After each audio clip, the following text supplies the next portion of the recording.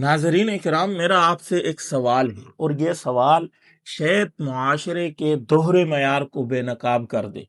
ہمارے معاشرے میں سوشل میڈیا پہ کسی مذہبی سیاسی رہنما کے بارے میں سخت الفاظ کہہ دیے جائے، فوراً FIR کٹ جاتی ہے، مقدمہ درج ہو جاتا ہے، لوگ گرفتار ہو جاتے ہیں، قانون حرکت میں آ جاتا ہے۔ لیکن ہم جب دوسری طرف دیکھتے ہیں، ہمارے اور آپ کے پیارے آقا حضرت محمد مصطفیٰ صلی اللہ علیہ وسلم کے صحابہ اکرام کے بارے میں ایسے جملے کہے جاتے ہیں جس کی وجہ سے صحابہ اکرام کی شان کے اوپر سوال اٹھتا ہو، تو وہاں حیرت انگیز خاموشی کیوں چھا جاتی ہے؟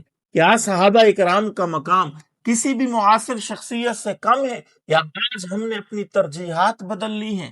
میں بات کر رہا ہوں حالیہ واقعات کے اوپر۔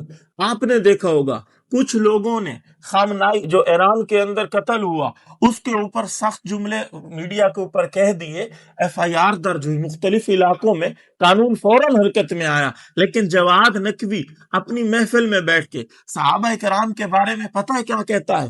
آپ ذرا یہ ویڈیو دیکھیں، خود سن لیں۔ اور اس جنگ میں ہر چند رہبر و پیشوا شہید ہو گئے۔ جنگ احد میں پیشوا کی شہادت کی خبر فقط اڑی تھی اور لوگوں نے میدان چھوڑ دیا۔ یہاں تو رہبر کا جنازہ پڑا ہوا ہے اور امت میدان سے بھاگی نہیں ہے، میدان میں ڈٹی ہوئی ہے۔ یہ آپ نے الفاظ کے اوپر غور کیا؟ کیا کہہ رہا ہے؟ احد کے میدان میں پیشوا کی شہادت کی محض افواہ پھیلی تھی، لوگ میدان چھوڑ کے بھاگ گئے، لیکن ہمارے پیشوا کا جنازہ آج سامنے پڑا ہے اور امت ڈٹی ہوئی ہے۔ یہاں چند سوال پیدا ہوتے ہیں۔ پہلا سوال، صحابہ کرام کے مقابلے میں موجودہ حالات کے لوگوں کو کھڑا کرنا، کیا یہ انصاف ہے؟ دوسرا سوال، صحابہ کرام کو یہ عام لوگ کہہ رہا ہے اور موجودہ حالات والے لوگوں کو امت کہہ رہا ہے۔ تیسرا سوال، کیا غزوہ احد میں ایسا ہوا تھا جیسا یہ شخص کہہ رہا ہے؟ آپ ذرا احادیث کا مطالعہ تو کریں، مطالعہ کر لیا کرو، تمہارے سینے میں جو گند ہے وہ انشاءاللہ نکل جائے گا۔ سب سے پہلے یہ جانتے ہیں یہ صحابہ کون تھے؟ صحابہ کرام وہ لوگ تھے، وہ ہستیاں تھیں جنہوں نے رسول اللہ صلی اللہ علیہ وسلم کے چہرے کا دیدار کیا، رسول اللہ صلی اللہ علیہ وسلم کے اوپر ایمان لے آئے اور ایمان کی حالت میں ہی دنیا سے رخصت ہوئے۔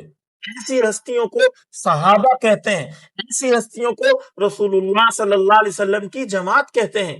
ایسے لوگوں کے بارے میں اللہ کا قرآن کیا کہتا ہے؟ وَالسَّابِقُونَ الْأَوَّلُونَ مِنَ الْمُهَاجِرِينَ وَالْأَنصَارِ رضی اللہ عنہم وَرَضُوا عَنْهُ۔ یہ رضاعت والا سرٹیفکیٹ جو اللہ نے صحابہ کرام کو دیا، یہ کسی اور نسل کو حاصل نہیں ہوا، اور یہ جنت کا سب سے بڑا انعام ہے۔ جب اللہ ان سے راضی ہو گیا، اللہ نے ان کو رضاعت والا سرٹیفکیٹ دے دیا، پھر میں اور تو کون ہوتے ہیں ان کے اوپر بات کرنے والے؟ اب ہم غزوہ احد کے واقعے کی طرف آتے ہیں۔ یہ واقعہ کیسے پیش آیا؟ یہ ہجرت کے تیسرے سال ایک جنگ ہوئی۔ اصل میں مشرکین بدر میں شکست کھا چکے تھے، اس شکست کا بدلہ لینے کے لیے یہ مکہ میں آئے، مکہ پہ چڑھائی کرنا چاہتے تھے۔ رسول اللہ صلی اللہ علیہ وسلم اپنی جماعت کو لے کے مکہ سے باہر نکلے ان کا تعاقب کرنے کے لیے۔ صحابہ کرام کی 700 کی جماعت ہے اور کفار اور مشرکین 3000 کا لشکر لے کے آ رہے ہیں۔ رسول اللہ صلی اللہ علیہ وسلم نے جنگ کی حکمت عملی بناتے ہوئے تقریباً 50 تیر انداز صحابہ کرام کو پہاڑی کے اوپر کھڑا کر دیا اور سختی سے منع کیا کہ چاہے ہمیں فتح ہو جائے یا شکست ہو جائے، آپ نے اس پہاڑی سے نہیں اترنا۔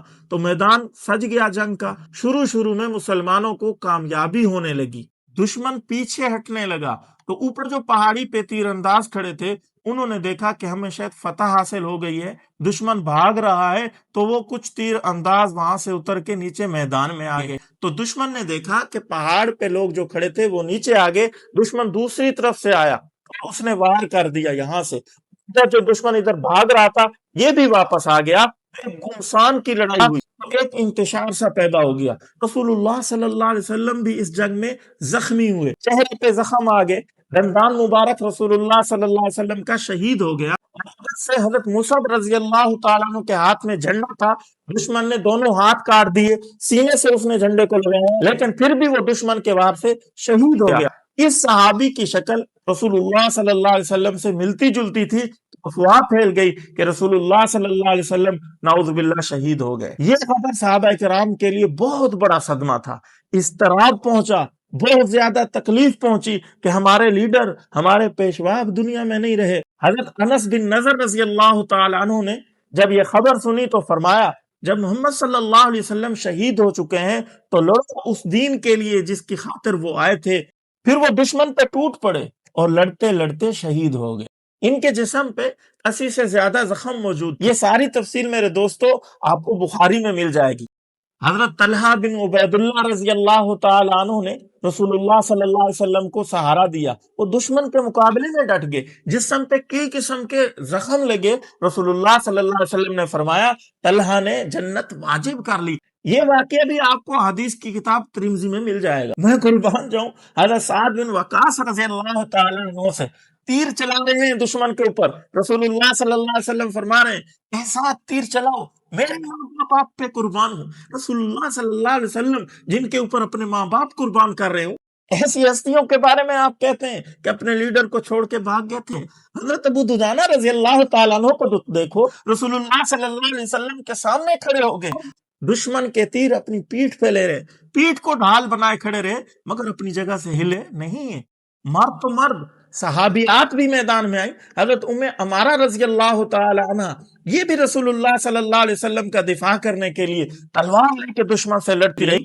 رسول اللہ صلی اللہ علیہ وسلم نے فرمایا میں نے احد میں جہاں بھی دیکھا حضرت ام عمارہ کو دشمن سے لڑتے ہوئے دیکھا۔ حضرت علی ابن طالب رضی اللہ تعالی عنہ بھی رسول اللہ صلی اللہ علیہ وسلم کے دفاع میں موجود تھے۔ کئی دشمن کے حملوں کو انہوں نے روکا۔ جنگ کے بعد ابو سفیان نے آواز لگائی کیا محمد زندہ ہے، کیا ابو بکر زندہ ہے، کیا عمر زندہ ہے؟ پھر اس نے کہا آج کا دن بدر کے بدلے کا دن ہے۔ تو اس وقت حضرت عمر بن خطاب رضی اللہ تعالی عنہ نے ابو سفیان کا جواب دیا کہ اللہ عز و جل ہے، ہمارے شہید زندہ ہیں، تمہارے مقتول جہنم میں ہیں۔ میرے دوستو غزوہ احد تو بطور سبق تھا ہمارے لیے کہ صحابہ کرام کس طرح رسول اللہ صلی اللہ علیہ وسلم کا دفاع کرتے ہوئے دنیا سے جا رہے ہیں، اپنی جانوں کا نذرانہ پیش کر رہے ہیں۔ چاہے جائے کہ ہم ان کو ایسے موقع پہ بیان کریں کہ میدان چھوڑ کے بھاگ گئے تھے، نعوذ باللہ صحابہ کرام نے تو اسلام کو بول بالا کیا۔ آج اگر ہم مسلمان ہیں تو یہ صحابہ کرام کا صدقہ ہے۔ آج نماز تراویح میں قرآن پڑھا جا رہا ہے، قرآن کے حافظ موجود ہیں، علماء موجود ہیں، مفتیان کرام موجود ہیں، مدارس موجود ہیں، مساجد موجود ہیں، دین کا کام پاکستان میں ہو رہا ہے، پوری دنیا میں ہو رہا ہے۔ یہ صحابہ کا صدقہ ہے۔ صحابہ کرام نے اسلام کے لیے اپنی جانیں قربان کی، ان کی قربانیاں اسلام کے لیے ایک روشن باب ہے۔ لہٰذا میرا سوال یہی ہے کہ آپ کسی معاصر شخص کے بارے میں سخت الفاظ کہنے والوں کے اوپر مقدمات درج ہو سکتے ہیں تو پھر صحابہ کرام رضوان اللہ تعالی اجمعین کے بارے میں توہین آمیز جملے، اس قسم کے سخت جملے استعمال کرنے والوں کے اوپر قانون کیوں خاموش ہے؟ یہ سوال صرف میرا نہیں ہے، یہ کسی ایک فرقے کا سوال نہیں ہے، یہ سوال امت کے احترام مقدسات کا سوال ہے۔ تو ناظرین اکرام، میرے مسلمان بھائیوں، صحابہ کرام کا، اہل بیت عظام کا ادب و احترام یہ دین کا حصہ ہے۔ اگر ہم ان کا ادب و احترام نہیں کریں گے گویا کہ دین کا احترام نہیں ہے۔ یہ رسول اللہ صلی اللہ علیہ وسلم کی تربیت یافتہ ہیں، قرآن ان کی تعریفوں سے بھرا ہوا ہے۔ اللہ تعالیٰ سے دعا اللہ تعالیٰ مجھے، آپ کو، ہم سب کو صحابہ کرام اہل بیت عظام سے سچا عشق نصیب فرمائے اور ہمارا حشر ان کے ساتھ فرمائے، آمین یا رب العالمین۔